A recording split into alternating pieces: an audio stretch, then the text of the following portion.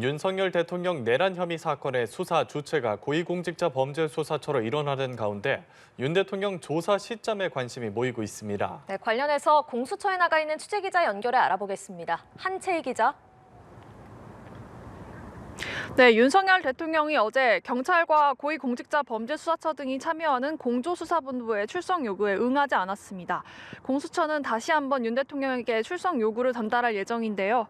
경찰에 이어 검찰에서도 사건을 이첩받아서 윤 대통령 수사를 주도하게 된 공수처는 윤 대통령 측에 2차 소환을 통보할 예정이며 구체적인 날짜를 검토 중이라고 설명했습니다.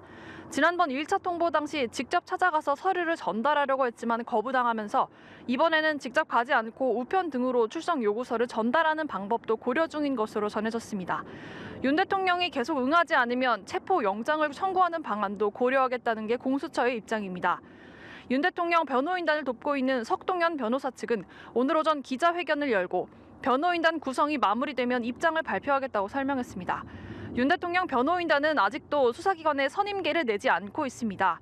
변호인단 구성에 어려움을 겪는 것 아니냐는 질문에 석 변호사는 이를 부인하면서 최적의 변론팀을 어떻게 구성할지 심사숙고 중이라고 설명했습니다. 이번 이첩과 관련해 검찰 내부에서도 반발 목소리가 나온다고요?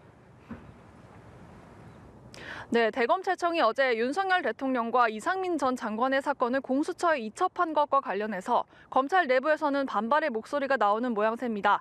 심우정 검찰총장은 어제 이메일을 통해 전국 검사장들에게 이를 설명했는데요. 심 총장은 이번 사건은 국가의 명운이 달린 중대 사건으로서 전모를 신속하게 밝히는 것도 중요하지만 그건 못지않게 수사와 재판 과정에서 법과 원칙도 중요하다고 피력했습니다.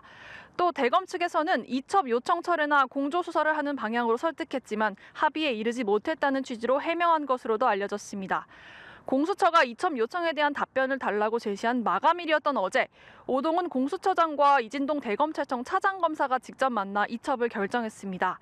이후 검찰 비상계엄 특별수사본부의 지휘부가 직접 심 총장을 만나 이를 논의했는데요. 항의성 방문이 아니냐는 지적이 나왔는데 대검찰청 관계자는 심우정 검찰총장이 직접 소집해서 향후 수사 방향을 논의한 것이라고 해명했지만 이번 이첩 결정을 둘러싼 이견도 오갔던 걸로 보입니다. 지금까지 고위공직자범죄수사처에서 연합뉴스TV 한채입니다.